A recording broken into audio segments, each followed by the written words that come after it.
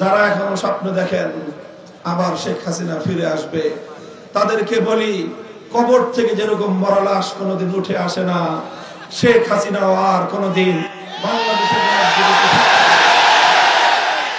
শুধু শেখ হাসিনা নয়, শেখ হাসিনাও ফিরবে না।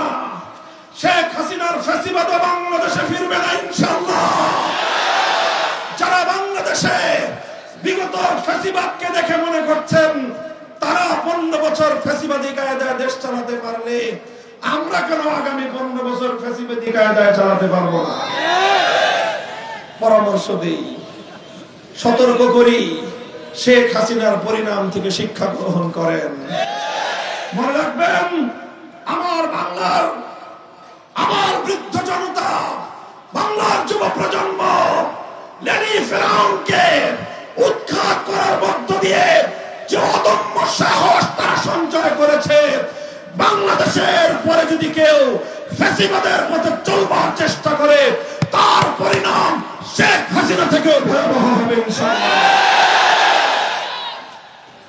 ময়মনসিংহ মহানগর ও সদর উপজেলা শাখার উদ্যোগে আয়োজিত আজকের এই গণসমাবেশে উপস্থিত সংগ্রামী সভাপতি, উপস্থিত ময়মনসিংহ সদর 4 আসনের বাংলাদেশ খেলাফত মজলিসের মনোনীত রিকশা প্রতীকের সংসদ সদস্য পদপ্রার্থী মুফতি কাজী মুশতাক আহমদ ফারুকী, উপস্থিত বাংলাদেশ খেলাফত মজলিসের কেন্দ্রীয় নেতৃবৃন্দ, জেলা, মহানগর ও তৃণমূলের দায়িত্বশীল সংগঠনের নেতাকর্মী ও সর্বস্তরের ময়মনসিংহের আপামর এলাকাবাসী, রাত গভীরে আজকে ময়মনসিংহের রেলওয়ে কৃষ্ণচূড়া চত্বরে বিপুল পরিমাণ এই জনগণের উপস্থিতি বাংলাদেশে খেলাফত প্রতিষ্ঠার আন্দোলন এবং সংগ্রামকে উৎসাহিত করছে। আমরা আশাবাদী যে জনতার এই উচ্ছ্বাস, জনগণের এই ভালোবাসা আগামীর বাংলাদেশকে ইনশাআল্লাহ ইসলামের বাংলাদেশে পরিণত করবে। সংগ্রামী সাথী ও বন্ধুগণ, আমাদের পূর্বপুরুষগণ এই মাটির জন্য এবং এখানে একটি সুন্দর দেশ গড়ার জন্য স্বনির্ভর আত্মমর্যাদাশীল একটি জাতি হিসেবে বিশ্ব দরবারে মাথা উঁচু করে দাঁড়াবার জন্য অনেক রক্ত দিয়েছে, জীবন দিয়েছে, সংগ্রাম করেছে, আন্দোলন করেছে। শত শত বছরের অতীত ইতিহাস আমাদের রয়েছে, গৌরবোজ্জ্বল ইতিহাস। আমরা বারবার ত্যাগ, কোরবানি, সংগ্রামের মধ্য দিয়ে আন্দোলনের বিজয় আমরা ছিনিয়ে এনেছি। কিন্তু দুর্ভাগ্যজনক বিষয় হলো, আমরা আন্দোলন এবং সংগ্রামে বিজয় অর্জন করি, কিন্তু বারবার সেই বিজয়ের ফসল তুলতে গিয়ে ষড়যন্ত্রের শিকার হই এবং আমরা আন্দোলনের ফসল, বিজয়ের ফসল ঘরে তুলতে আমরা ব্যর্থ হয়েছি। 1905 সালে কলকাতার আধিপত্য থেকে মুক্ত হওয়ার জন্য পূর্ববঙ্গের মানুষ ঢাকাকে কেন্দ্র করে এক উত্থান ঘটিয়েছিল। সেই ব্রিটিশের শাসনামলে বঙ্গকে ভঙ্গ করে ঢাকার নেতৃত্বে পূর্ববঙ্গের উত্থান ঘটেছিল। কিন্তু উগ্র সাম্প্রদায়িক গোষ্ঠী সহিংস আন্দোলনের মধ্য দিয়ে বঙ্গভঙ্গকে রদ করে আবার আমাদেরকে কলকাতার দাসত্বের শৃঙ্খলে বন্দী করবার ষড়যন্ত্র করেছিল। 1947 সালে 190 বছরের দীর্ঘ আন্দোলন, আজাদী সংগ্রামের মধ্য দিয়ে যখন ব্রিটিশের গোলামীর জিঞ্জির ছিন্ন করা হয়, তখন এই জনপদের মানুষ আবার সেই বঙ্গভঙ্গ রদের প্রতিশোধ গ্রহণ করে 47-এর দেশ বিভক্তির সময় দিল্লিকে লাল কার্ড দেখিয়েছে, ভারতকে প্রত্যাখ্যান করে একটি স্বাধীন রাষ্ট্র গড়বার ভিত রচনা করেছিল দেশের মানুষ। পশ্চিম পাকিস্তানের মোহাম্মদ আলী জিন্নাহ সহ খান পাঠানদের প্রতিশ্রুতি কোরআন সুন্নাহর ভিত্তিতে দেশ পরিচালনা করা হবে, ইসলামী শরিয়ার নিজাম কায়েম করা হবে।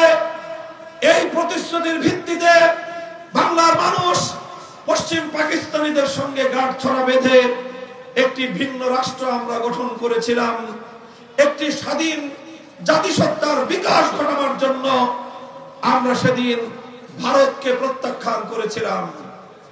কিন্তু দুঃখ এবং পরিতাপের বিষয়, যেই কোরআনী শাসন কায়েম করবার ওয়াদা এবং অঙ্গীকার করে পাকিস্তান সৃষ্টি করা হয়েছিল, পশ্চিম পাকিস্তানের শাসক গোষ্ঠী 24 বছর পর্যন্ত আমাদের সঙ্গে ধোঁকাবাজি, প্রতারণা, গাদ্দারি, বিশ্বাসঘাতকতা ছাড়া কিছুই দেয়নি।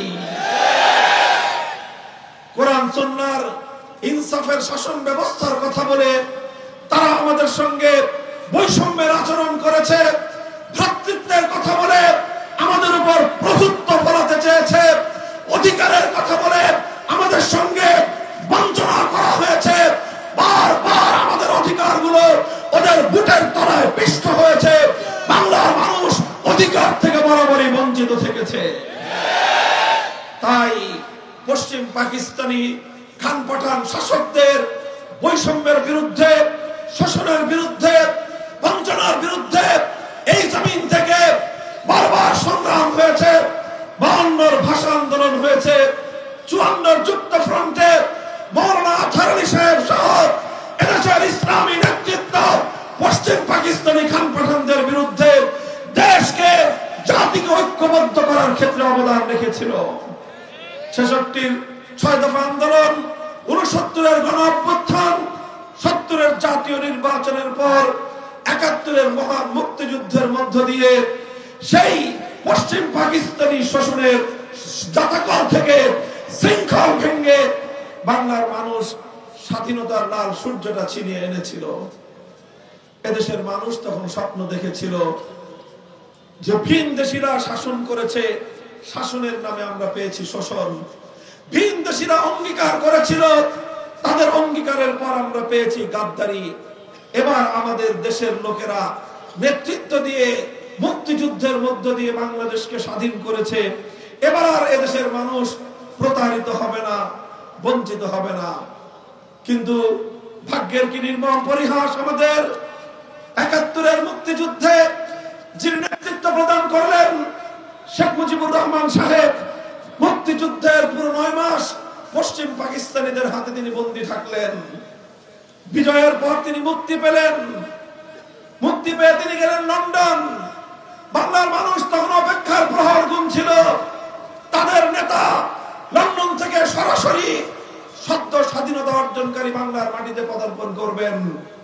কিন্তু সেই নেতা জাতিকে হতাশ করলেন, জাতিকে তিনি আশাহত করলেন। তাকে বহনকারী প্লেন এই স্বাধীন বাংলার মাটিতে ল্যান্ড করেনি, বরং তাকে বহনকারী প্লেন ল্যান্ড করেছিল ভারতের রাজধানী নয়াদিল্লিতে। তিনি বাংলার মানুষের কাছে আসেননি, তিনি সর্বপ্রথম গিয়েছিলেন ভারতের প্রধানমন্ত্রী শ্রীমতী ইন্দিরা গান্ধীকে কুর্নিশ করবার জন্য। তিনি সেখান থেকে ফিরে আসার সময় ভারতীয় প্রধানমন্ত্রী তার মুজিব কোটের পকেটে একটা চিরকুট ভরে দিলেন, প্রেসক্রিপশন লিখে দিলেন। তিনি সেখান থেকে বাংলাদেশে আসলেন। তারপরে সেই প্রেসক্রিপশনের ভিত্তিতে 72 সালে মুক্তিযুদ্ধের বিনিময়ে অর্জিত 1 সাগর রক্ত দিয়ে কেনা এই স্বাধীন বাংলাদেশে একটি সংবিধান রচনা করলেন। আর সেই সংবিধানে ভারতীয় সংবিধানের মূল নীতিগুলোকে সেখান থেকে কপি করে এনে বাংলাদেশের সংবিধানে পেস্ট করে দিয়ে বাংলাদেশের স্বাধীনতা, হাজারো মায়ের কোল খালি করা রক্তের বিনিময়ে অর্জিত বাংলার নতুন স্বাধীনতাকে ভারত মাতার চরণ তলে তিনি বলি দিয়ে দিলেন। এইভাবে 72-এ এক নতুন গাদ্দারি আর বিশ্বাসঘাতকতার সম্মুখীন হলো বাংলাদেশের মানুষ। আগের বারের গাদ্দারি করেছিল ভিনদেশীরা, 72 সালের গাদ্দারি করেছিল স্বজাতীয় গাদ্দাররা। 72-এর সংবিধানের মধ্য দিয়ে এদেশের মানুষের হাজার হাজার বছরের ইচ্ছা, অভিপ্রায়, স্বপ্ন এবং আকাঙ্ক্ষাকে গলা টিপে হত্যা করা হয়েছে। সবচেয়ে বড় কথা হলো এই ৭১-এর মহান মুক্তিযুদ্ধের চেতনাকে ধ্বংস করে ৭২-এ বাকশালী একদলীয় ভেজাল চেতনা বাংলার মানুষের উপর চাপিয়ে দেওয়া হয়েছে। এরপরের ইতিহাস ৭২ থেকে ২৪ সাল পর্যন্ত ৫৪ বছরের ইতিহাস বাংলাদেশের মানুষকে ভারতের গোলামীর জিঞ্জিরে আবদ্ধ করবার ইতিহাস। ৫৪ বছরের ইতিহাস বাংলার মানুষের দুঃখ মারা অধিকার হারা ইতিহাস। ৫৪ বছরের ইতিহাস বাংলার মানুষের সাথে প্রবঞ্চনার ইতিহাস। ৫৪ বছরের ইতিহাস বাংলাদেশের মানুষের স্বপ্ন পূরণ না হওয়ার বেদনার ইতিহাস।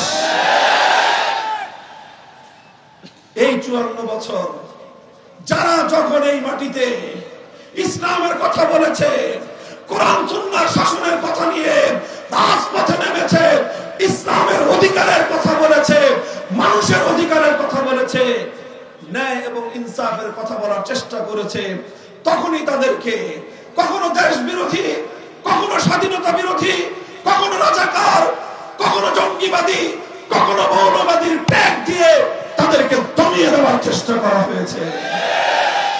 সর্বশেষ যখন চূড়ান্ত ভাবে ফ্যাসিবাদ কায়েম করা হলো, চূড়ান্ত ভাবে যখন বাংলার মসনদকে দিল্লির কাছে বিক্রি করা হলো, যখন চূড়ান্ত ভাবে বাংলার ক্ষমতার মসনদে দিল্লির কৃতদাসী, দিল্লির কেনা গোলাম, নরেন্দ্র মোদীর কেনা গোলাম, বাংলাদেশের ইতিহাসের ঘৃণ্যতম নৃশংসতম শাসক শেখ হাসিনা যখন অধিষ্ঠিত হলো, আক্ষরিক অর্থেই বাংলাদেশের স্বাধীনতা তখন ভিন্ন দেশের কাছে সম্পূর্ণরূপে বিক্রি করা হলো।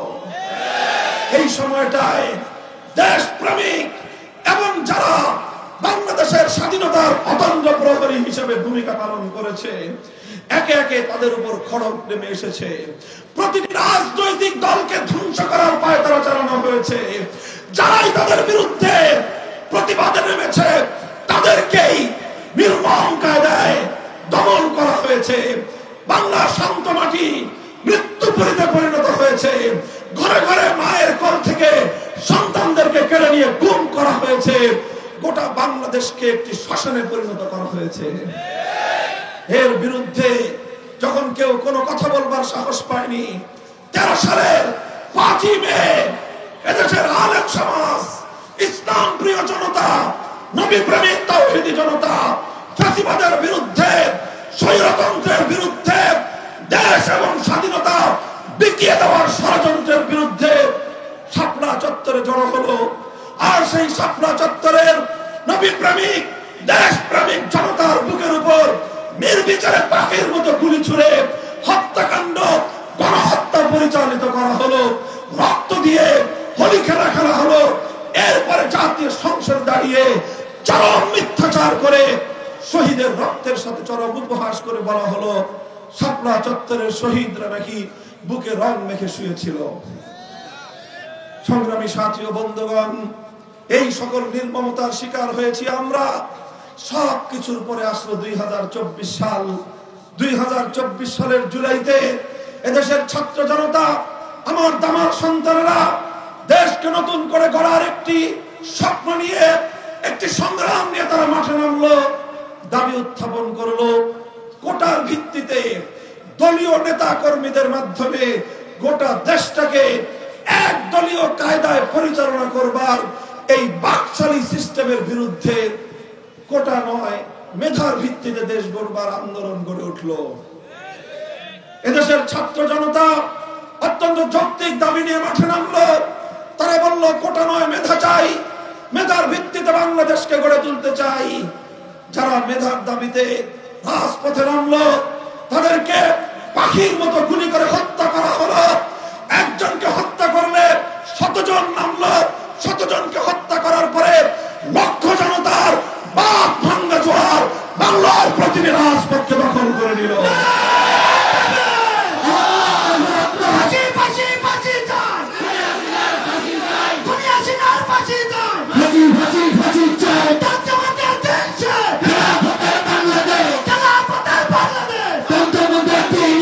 বাংলাদেশের সংগ্রামী সাথী ও বন্ধুগণ, এইভাবে যখন আর কোনোভাবে জনতার, ছাত্র জনতার উত্তাল স্রোত রুখতে পারবো না, তখন সেই ফ্যাসিবাদের খলনায়িকা, ইতিহাসের ঘৃণ্য শাসক, বর্বর নৃশংস শাসক শেখ হাসিনা বাংলাদেশের 4 কোটি ছাত্র জনতাকে রাজাকারের বাচ্চা বলে গালি দিল, রাজাকারের নাতিপুতি বলে তাদেরকে চরম কটাক্ষ করলো। বাংলার প্রতিটি শিক্ষাঙ্গন, স্কুল, কলেজ, আলিয়া মাদ্রাসা, কওমি মাদ্রাসা, পাবলিক প্রাইভেট বিশ্ববিদ্যালয়, সকল ছাত্র জনতা বিভেদের সকল দেয়ালগুলো ভেঙে গুড়িয়ে দিয়ে হাতে হাত রেখে তারা রাজপথে নেমে আসলো।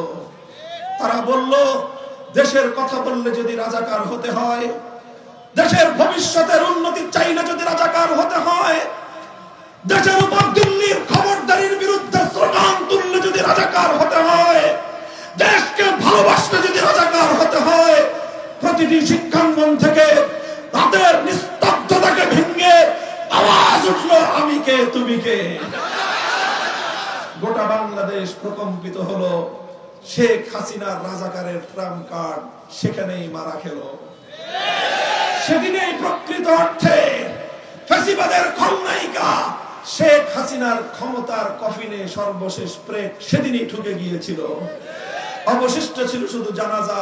5ই আগস্টের অপরাহ্নে সেই জানাজা পড়ে তার কফিন সেই দেশে পাঠিয়ে দেওয়া হয়েছে যে দেশের এজেন্ডা বাস্তবায়নের জন্য 15 বছর বাংলাদেশের ক্ষমতার মস্তককে সে কুক্ষিগত করে রেখেছিল।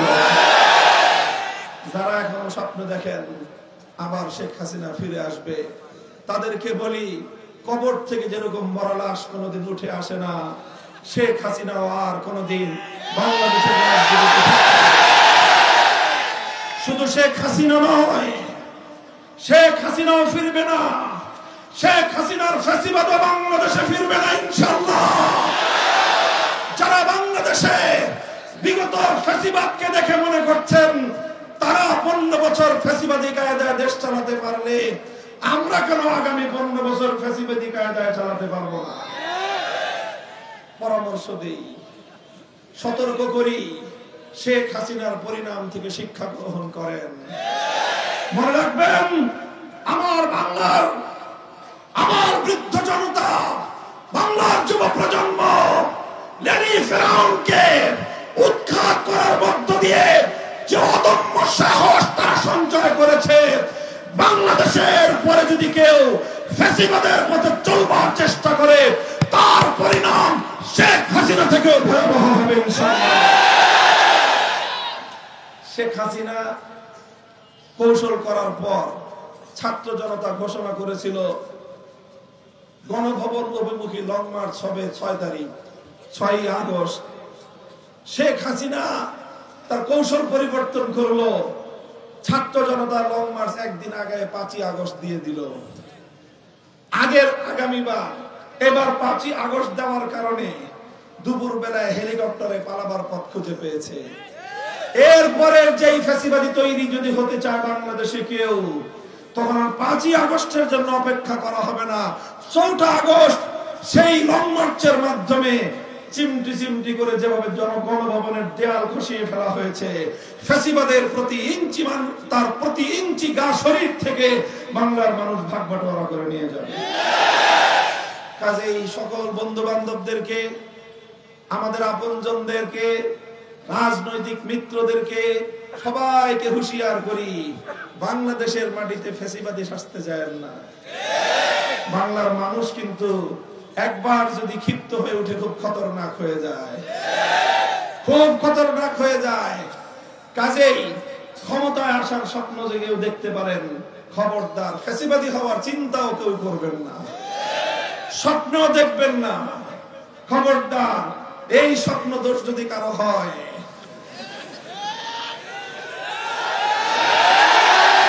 ফ্যাসিবাদী হওয়ার স্বপ্ন দোষে যদি কেউ আক্রান্ত হন, শেখ হাসিনা থেকে পরিণাম শিক্ষা গ্রহণ করবার জন্য আমি উদাত্ত আহ্বান জানাই।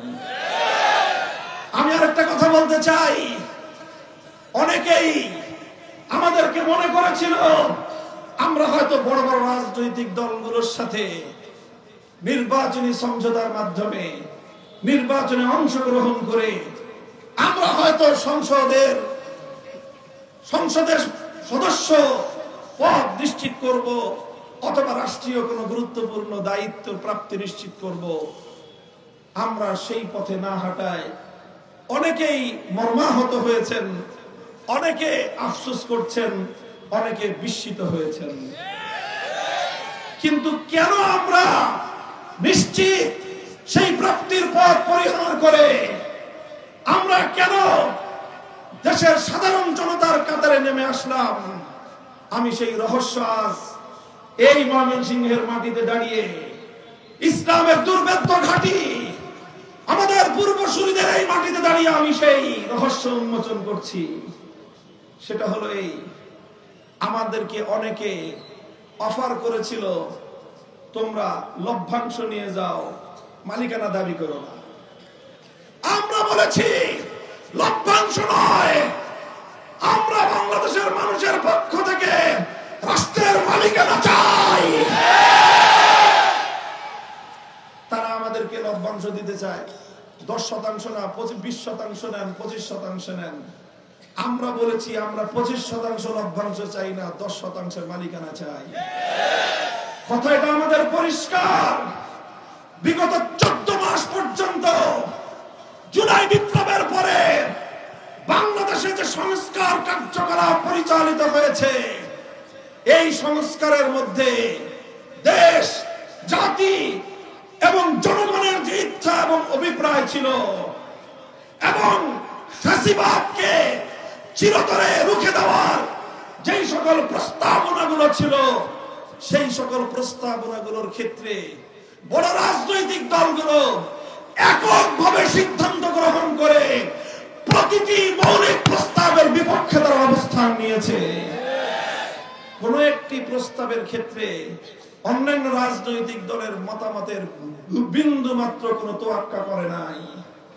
তারা কারোর সাথে জোট করবে না বলে শুরুতেই সিদ্ধান্ত নিয়েছে। জোট করবে না মানে হলো কাউরে শেয়ার দিবে না, শুধুমাত্র ভিক্ষা দিতে চায়। আমরা বললাম আমরা বাংলাদেশে আগামী দিনে ভিক্ষা প্রাপ্তির রাজনীতি করব না, অংশীদারিত্ব মালিকানা প্রাপ্তির রাজনীতি করব।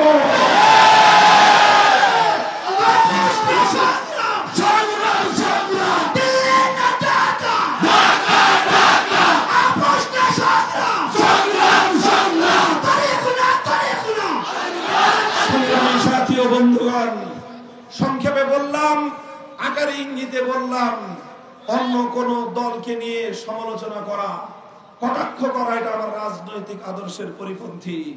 শুধু আমি এতটুকু বলতে চাইলাম যে বাংলাদেশে ইসলামপন্থীরা অন্যের উপর নির্ভর করে রাজনীতি করতে চায় না। আমরা চাই নিজের পায়ে দাঁড়িয়ে, মাথা উঁচু করে দাঁড়িয়ে স্বাধীন বাংলার মাটিতে, রক্ত দিয়ে কেনা বাংলার মাটিতে মালিকানা সূত্রে রাজনীতি করব। যদি কেউ সম অধিকারের ভিত্তিতে আমাদের সঙ্গে আলাপ আলোচনার মাধ্যমে রাজনৈতিক সমঝোতা করতে চায়, সাদর আমন্ত্রণ জানাই। ভিক্ষার থলি আমাদের দিকে কেউ হাত বাড়িয়ে দেওয়ার চেষ্টা করলে সেই ভিক্ষার থলিকে আমরা দৃঢ়ভাবে প্রত্যাখ্যান করি। এটাই হলো আমাদের রাজনীতির দর্শন। এটার ভিত্তিতে আমরা বাংলাদেশের রাজনীতিতে নতুন ভাবে নিজেদেরকে প্রতিষ্ঠা করার শপথ নিয়ে মাঠে নেমেছি। সংগ্রামী সাথী ও বন্ধুগণ, তাই আজ আমাদের কাতার প্রলম্বিত হচ্ছে। আমরা বাংলাদেশের প্রতিটি রাজনৈতিক পক্ষকে উদাত্ত আহ্বান জানাই, যারা যারা আছো, বিগত ফ্যাসিবাদী আমলের যারাই নিগৃহীত হয়েছ, যারাই জুলুমের শিকার হয়েছ, জুলাই বিপ্লবের যারাই অংশীজন, আসো এক টেবিলে বসি অংশীদারত্বের ভিত্তিতে বাংলাদেশকে পরিচালিত করি। অন্য সকলকে বাদ দিয়ে যদি শুধুমাত্র একদলীয় কায়দায় আমার বাকশালী কোন ব্যবস্থা আমার বাংলাদেশের জুলাই হবে, আবার শাপলা চত্বর হবে।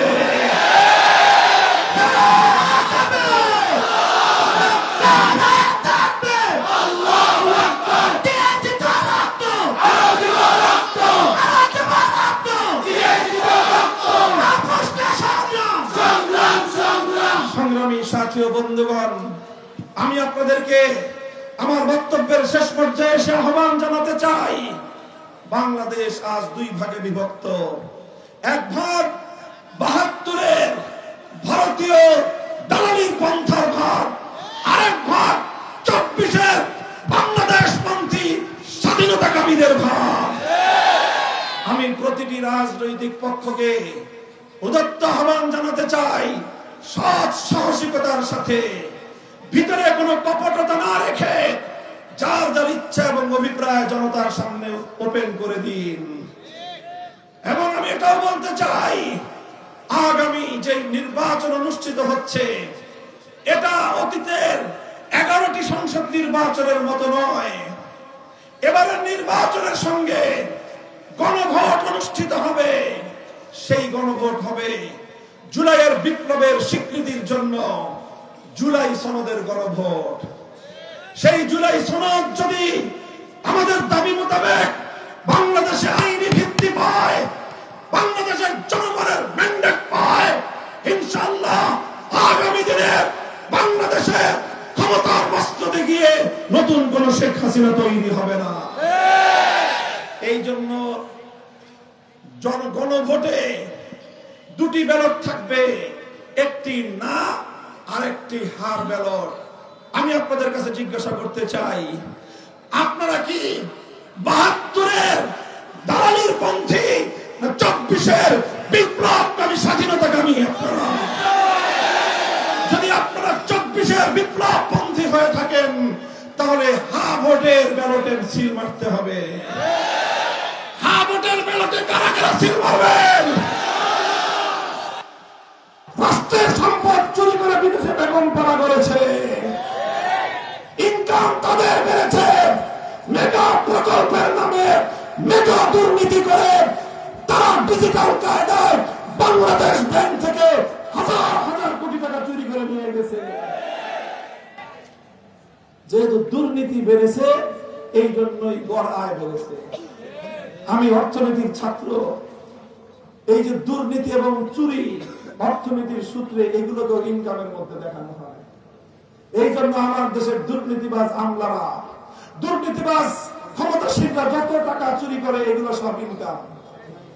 কাজে জনগণের যত সম্পদ তারা চুরি করতে পারে, গড় আয় তাদের বাড়ে।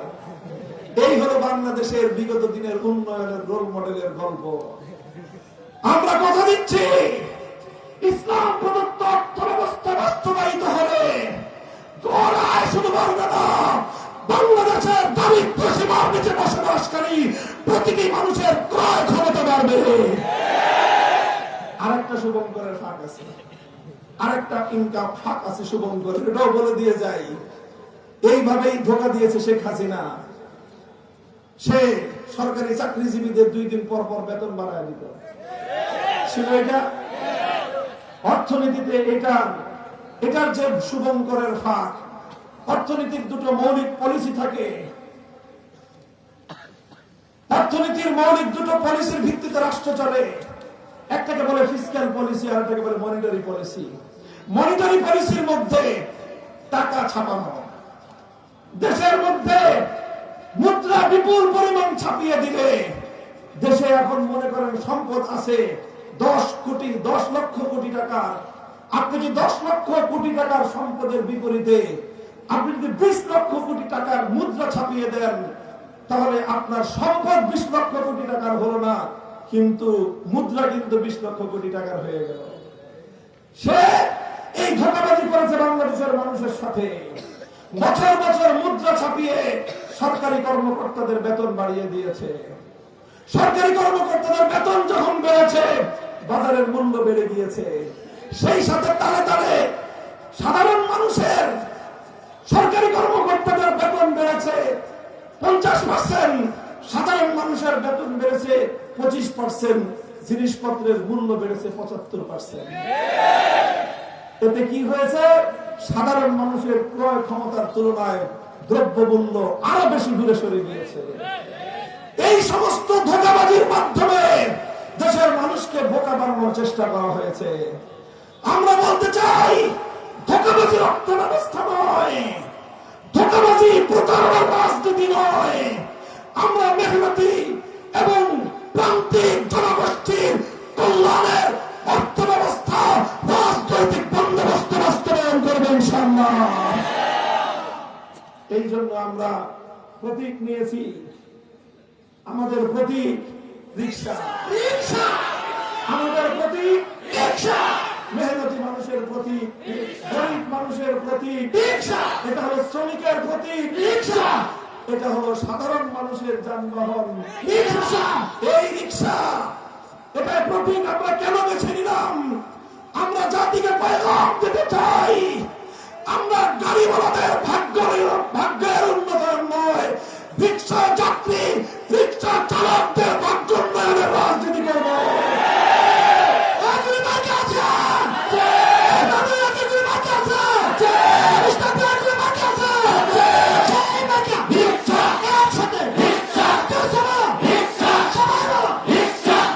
এই রিকশা প্রতীক আমি আমার ভাই মোস্তাক আহমদ ফারুকের হাতে আমানত রেখে গেলাম। তাকে আমি আপনাদের কাছে আমানত রেখে গেলাম। ইনশাআল্লাহ আপনারা আমাদেরকে একবারের জন্য সুযোগ প্রদান করেন। আমি আপনাদেরকে কথা দিচ্ছি, দেশ জাতি ইসলামের প্রশ্নে কারো সঙ্গে আপোষ করব না, কোন রক্তচক্ষুর পরোয়া করব না।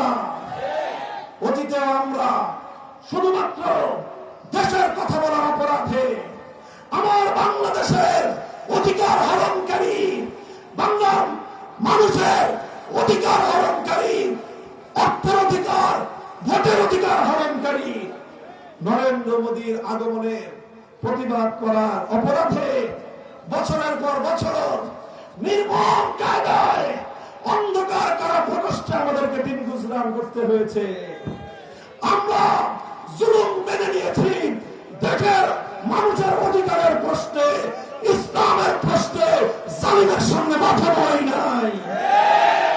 আপনাদের সঙ্গে আমি অঙ্গীকার করছি, আমি আপনাদেরকে কথা দিচ্ছি, যদি আপনারা আমাদের প্রতীকে ভোট দিয়ে আমার ভাইকে যদি আপনারা নির্বাচিত করেন, আমি আপনাদেরকে কোন নেতা উপহার দিতে পারবো না, তবে কথা দিচ্ছি আমি আপনাদেরকে একজন সেবক উপহার দেব। তিনি নেতৃত্বের ছড়ি করাবেন না, তিনি আপনাদের খাদেম হয়ে আপনাদের দরবারে দরবারে গিয়ে আপনাদের সেবা করবেন ইনশাআল্লাহ। শুধু তিনি নন, এবং এটাও বলে দেই, জয় হোক পরাজয় হোক, মাঠে নেমেছি জনগণের সেবা করবার জন্য। এই জনগণকে নিয়ে আমরা রাজনীতি ময়দানে অবিচল সংগ্রাম চলছে, চলবে ইনশাআল্লাহ। আমাদের আগামী দিনের সংগ্রাম চলবে, খেলাফতের সংগ্রাম চলবে, মুসলমানের সংগ্রাম চলবে, মানবতার সংগ্রাম চলবে। আমি আবার দেশপ্রেমিক সকল রাজনৈতিক শক্তিকে উদাত্ত আহ্বান জানাতে চাই, যারাই মৌলিক প্রশ্নে একমত হবেন, মালিকানার ভিত্তিতে আমরা শেয়ারিং এর ভিত্তিতে দেশ চালাবো, শুধু আপনি মালিক হয়ে অন্যদেরকে খয়রাত দিবেন, সেই রাজনীতির দিন শেষ। আসুন সকলে মিলে জুলাইয়ের অংশীজন, জুলাই বিপ্লবের অংশীজন, বিগত ফ্যাসিবাদের আক্রমণ জুলুমের শিকার সব মজলুম পক্ষ আসুন, হাতে হাত রাখি আগামীর বাংলাদেশ ঐক্যবদ্ধভাবে আমরা গড়ে তুলি। আর যদি কেউ নিজের বড়ত্বের দাম্ভিকতায় নিজেকে সেপারেট রাখতে চায়, আমি বাংলার মানুষের কাছ থেকে যে আভাস পাচ্ছি, বাংলাদেশের মানুষ আর কোন অভিজাত জমিদার শ্রেণীকে তাদের শাসক হিসেবে দেখতে চায় না। বাংলার মানুষ জুলাই বিপ্লবের পরে শিখে গিয়েছে, ছাত্র শ্রমিকরাই বিপ্লব করে, বড় লোকরা শুধুমাত্র জমিদারি করতে জানে, জনগণের সেবা করতে জানে না। ইনশাআল্লাহ জনগণের নিয়ে, জনগণের অধিকার নিয়ে, জনগণের জন্য ইনশাআল্লাহ আমরা রাজনীতি করব।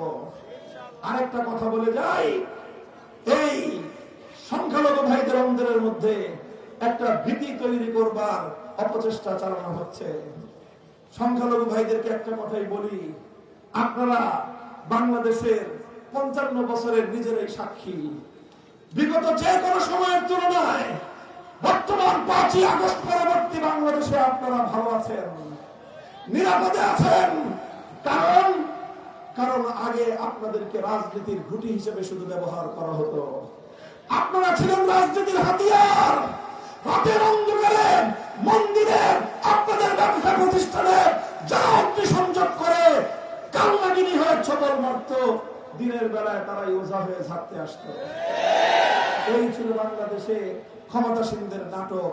এখন আর নাটকের নায়িকাও নাই, বাংলাদেশে নাটকও নাই।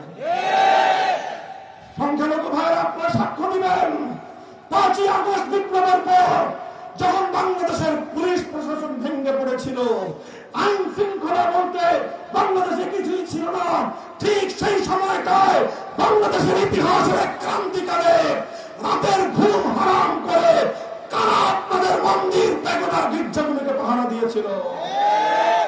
আমি তাদের নাম বলতে চাই না, আপনারাই বলবেন। বাংলাদেশ সহ আন্তর্জাতিক গণমাধ্যম সাক্ষ্য, এদেশের আলেম ওলামা, ইমাম সাহেবান, ধর্মীয় সংগঠনগুলোর নেতা কর্মীরা তারা এভাবে বিপ্লবের পর আরামের ঘুম না ঘুমিয়ে সংখ্যালঘুদেরকে আমানত মনে করে সেই আমানতের দায়িত্ব পালনের জন্য নির্ঘুম রাত কাটিয়েছে। আমরা বলতে চাই, আমরা সেই জাতি যাদের নবী বলেছেন, খবরদার তোমাদের দেশে যদি কোন সংখ্যালঘু মুসলিম অন্যায়ভাবে নির্যাতনের শিকার হয়, কিয়ামতের দিন আমি তার পক্ষ হয়ে আল্লাহর দরবারে মুসলমানের বিরুদ্ধে বিচার দায়ের করব। কাজে কোন মুসলমান আল্লাহর নবীর বিবাদী হওয়ার দুঃসাহস করবে না। এই জন্য আমরা স্লোগান ধারণ করেছি, ধর্ম বর্ণ ভিন্ন মত সবার জন্য খেলাফত। খেলাফত নট অনলি ফর মুসলিমস। খেলাফত শুধু মুসলমানের জন্য নয়। খেলাফত যেমন মুসলমানের, খেলাফত তেমন হিন্দুর, খেলাফত তেমন বৌদ্ধের, খেলাফত তেমন খ্রিস্টানের। প্রতিটি নাগরিকের মৌলিক অধিকার নিশ্চিত করার নামই হলো খেলাফত। তাই আসুন, আমার এই প্রজন্মকে আমি বলবো, আসুন আমাদের হাতকে শক্তিশালী করুন। অনেক রঙের বাংলাদেশ দেখেছেন, ইনশাআল্লাহ এবারের বাংলাদেশ হবে ইসলামের বাংলাদেশ। ইনশাআল্লাহ দেশপ্রেমিক বৃহত্তর রাজনৈতিক একটি ইতিহাসের ঐতিহাসিক সমঝোতা হবে বাংলাদেশে। সকল রাজনৈতিক পক্ষ মিলে বাংলাদেশকে জুলাই সনদের আঙ্গিকে, জুলাই সনদের ভিত্তিতে 72-এর দেশ বিরোধী বন্দোবস্তকে বঙ্গোপসাগরে ফাঁসিয়ে দিয়ে জুলাই সনদের ভিত্তিতে আগামীর বাংলাদেশ আমরা গড়ে তুলব ইনশাআল্লাহ। থাকবেন তো আপনারা? রিক্সা মার্কায় সিল মারবেন তো? জনগণে হা বাক্সে আপনারা সিল মারবেন তো? নাসরুম মিনাল্লাহি ওয়া ফাতহুন করিম। ওয়া আখিরু দাওয়ানা আলহামদুলিল্লাহি রাব্বিল আলামিন।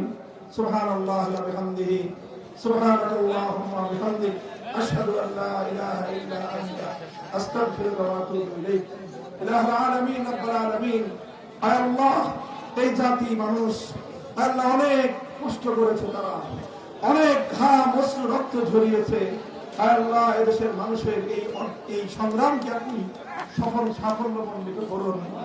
আল্লাহ দেশবাসীর সেবা করার সুযোগ এদেশের আলেম সমাজকে দান করুন। আল্লাহ ইসলামী নেতৃত্বকে দান করুন। দেশপ্রেমিক সকলকে ঐক্যবদ্ধ হয়ে এই জাতিকে আল্লাহ উন্নতির জন্য তাদের সেবা করার সুযোগ দান করুন। আল্লাহ জাতিকে ঐক্যবদ্ধ ভাবে দেশটাকে সামনের দিকে নিয়ে যাওয়ার তৌফিক দান করুন। ربنا تقبل منا انك انت السميع العليم. سبحان ربك رب العزه عما يصفون وسلام على المرسلين والحمد لله رب العالمين.